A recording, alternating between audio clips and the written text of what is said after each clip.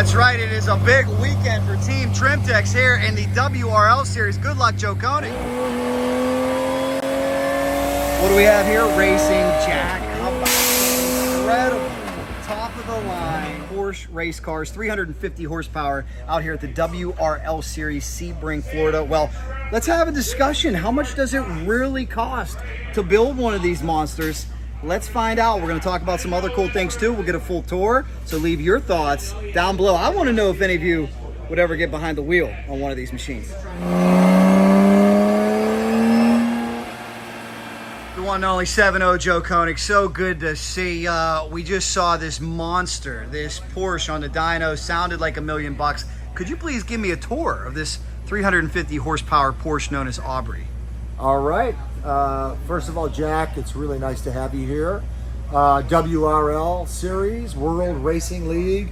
It's 8-hour sprint race on Saturday and a 7-hour sprint race on Sunday. We say sprint, it's really supposed to be enduro, but it's a sprint. It's just wide open from the moment the flag drops.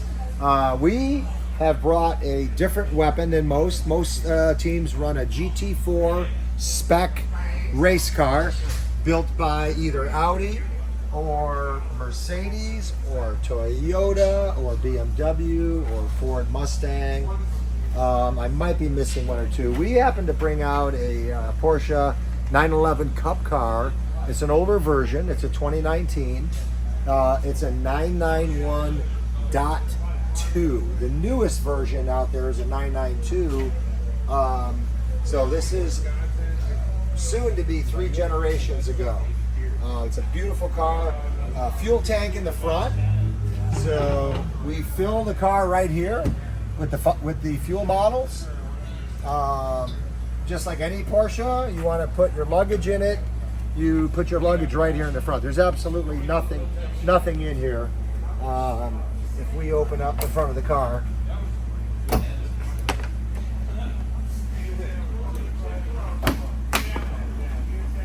How about that? there you go. Wow. So you got your brake master cylinders, front and rear. These are the shock, the remote reservoir shock canisters where they tune for compression rebound. We've got some overflow bottles. This is a jack, it's an air jack in the center. So when we go to do a tire change, they hit this thing with 250 PSI and the whole car comes up in the air. Could we call that a racing jack? Racing Jack. There it is. I like There's a racing jack right there. There we go. 100%. Very cool. Namesake of the channel. There's another racing jack coming down here and one on the other side. So it's a tripod system. On the Porsche, all the weight's in the back.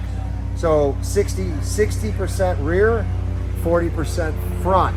A BMW is going to be more 55 front and 45 rear. Good Lord. Here's the driver lineup for this weekend. On Saturday, our NASCAR buddy Josh Balicki is racing at Phoenix International Raceway, PIR. So he's not here on Saturday. So we've got Chris joining us from Houston, Texas. So Cole Lofscar, Joe Koenig, Josh Balicki, and Chris. I just forgot his last name, unfortunately, right here as we go to film. This is a carbon fiber door. Doesn't weigh more than 2 pounds. Oh my gosh. And here's the business. There's the ridiculous. business end of a race car. So, Joe, how would you describe the sensation of hitting 140 miles an hour plus here at Sebring? oh, it's a ton of fun. It's a ton of fun. But when you slip into a race car, you're belted in. You really feel safe compared to being on a dirt bike or on a road race bike or on a drag motorcycle. Even the dirt drag, the quads that you show out there. Yes, there's danger. Yes, stuff can happen, but you got a pretty stout roll cage around you. You got a fire bottle system in there. But anyways, yeah, we have two different cooling devices in this car. We've got a helmet blower, and we also have a chill out system for our body. We wear a capillary shirt and we plug in. Right here, we plug in and we get that cooling system for the shirt going. Wow. So, what else about the car? It is a 4-liter. Yeah, let's see this power. Where's this power Yeah, plant? it's a 4-liter horizontally opposed 6-cylinder. Wow. Most of the other cars in the class are V8s and they're turbocharged. So this is normally aspirated. You are not going to see much by opening up the back. Okay. It's literally. And plus, we could have speed secrets here, right? I mean, it's like this could be like the NHRA Pro Stock pits. Way different. Way different. No puppets here. No puppet masters. But what's under here is not much. That's just an air Okay. filter. All right. Just see the air filter. So that's all right. it. When you want to work on the engine, you got to get underneath this car. Well, I can feel the heat. I mean, it's been several moments since you had it on the dyno, and I can feel the heat coming off this thing. Yeah, Wow. he warms it up, gets it on the dyno, and lets it rip. And we definitely don't want more than, let's say, 340 horsepower because of the power to weight ratio that we're running in the car.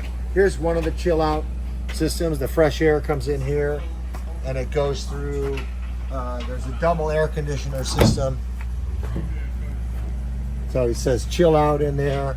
So that's the driver cooler for the body and then in the head. We also have, to make the weight, we've got 200 pounds of lead in this car. So right here is 200 pounds of ballast. Gosh. And plus the rewards weight of winning 2 races. So since we've won 4 races, we have not been off the podium to get some of that weight out. So the weight stays with you until you don't get on the podium.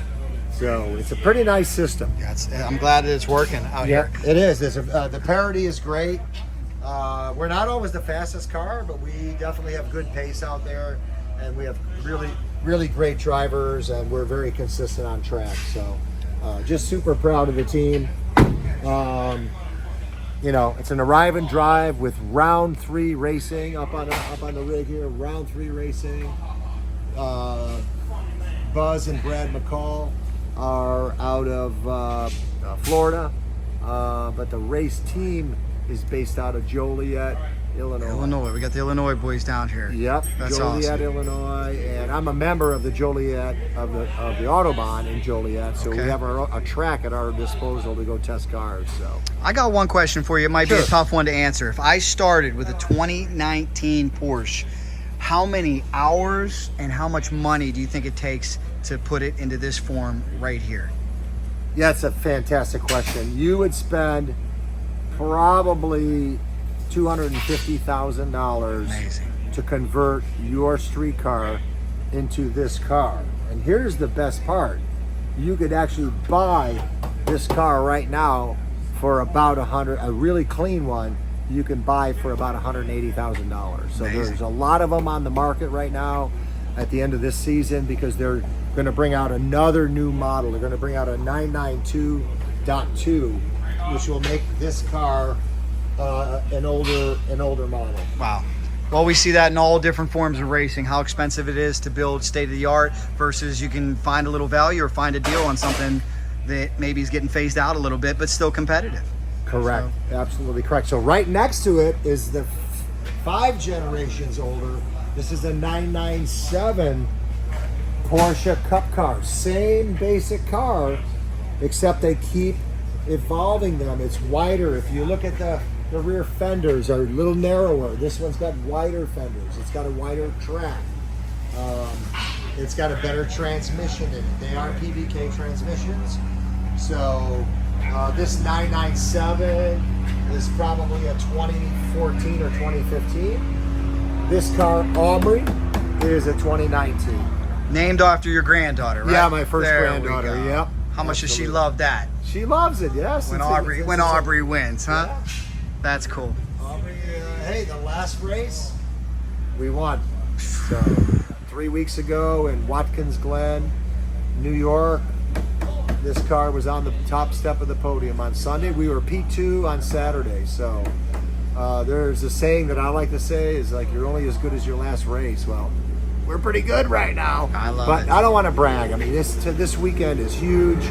There's a lot of pressure on the 3 cars that are still in the championship hunt. So yeah, may the best team win. And you know what? If we finish second, I'm not going to be too disappointed. I love winning, and championships are important. But we've gone farther than anybody thought we could this year. So no regrets. No regrets. Good luck to these guys. They got a big weekend. So much history here at Sebring as well. I want to show you a couple cool things out there. I think we're good. John, Clay, and Ben apparently left, so. All the winners. 24 hours of Sebring? 12 hours. You're looking at all the winners through the years. Bristol, 52. Yeah, look at that, a 52. Chrysler, oh my, an Oscar. I haven't even heard of an Oscar. Then a Chrysler and a Bristol. The first year of the Sebring, 12 hours of Sebring, was a 1952 Bristol. Right. So our class is Grand Touring Open, and most of the teams will come here on their own accord and check to make sure their cars are legal, because the whole class is based off a power to weight ratio of 9 pounds per horsepower. If you have windows in the car, it adds a 0.1. If you're turbocharged, it adds a 0.1. If you have a flat torque curve, it adds a 0.1. So basically, but right in that 9 to 9.3 to 1 range. And this is kind of where we also have a rewards weight here. When you win a race, you get a 0.1 added onto your car. So it's about 70 pounds. Wow. So you win the second race, you get another 70 pounds on the car. The only time the weight can come off is if you're not on the podium. I wish NHRA drag racing would have such a, because we're both big fans of that. Well, that's what I was going to ask you. Is that an effective way to maintain parity out here? Does it work? Yeah, absolutely. Okay. Because the heavier the car, the quicker the tires wear out, the quicker the brakes wear out, and you have less power because you still have to have the power to weight ratio. Okay, so if it's a 9.4, that means instead of 360 horsepower, you're 340 horsepower. So this team is strapping on. Getting ready to hit the dyno here. Strapping on their GTO car. It's a beautiful BMW. Yes, it is. What made you decide to go with a Porsche? I know you've driven a lot of BMWs. Yeah, I'm a BMW guy, but we just wanted to do something different. You know me, I always want to do something different. Hey, what year is the car? What year is this thing? It's 18, I believe. Is it it's an F82? Yeah, maybe Yeah. 2021. Yep. So F82, it's a factory built BMW. So it comes right from Germany, just like this. Basically all you do is put a radio in it and you put a seat in it and you go racing. Very cool. And they have a power stick. This car comes with a power stick where they can adjust the power with 4 different sticks. Very cool. Very cool, Joe. It's a cool class. The final thing I have for you here is, how would you compare this form of racing to everything else that you have done? What is the major appeal? What do you enjoy the most about this that brings you to Sebring, Florida? Well, the big appeal is the seat time. Drag racing is great. It's a huge acceleration rush, but it's over in 7 seconds. For some people, it's over quicker than that. Sprint racing, 30 minutes, 40 minutes, 60 minutes. It's over in that amount of time. So here we are basically sprint racing for 8 hours Saturday morning, and then another race on Sunday for 7 hours. So it's a lot of seat time. It's also team. When you win in endurance racing, it's a team effort. It's an absolute team effort. From the tire changer to the fuel team, the person with the fire extinguisher, the cook, the bottle washer, the whole deal. You don't win the endurance racing by yourself. It's 100% a team effort, and I love that. It just That is cool.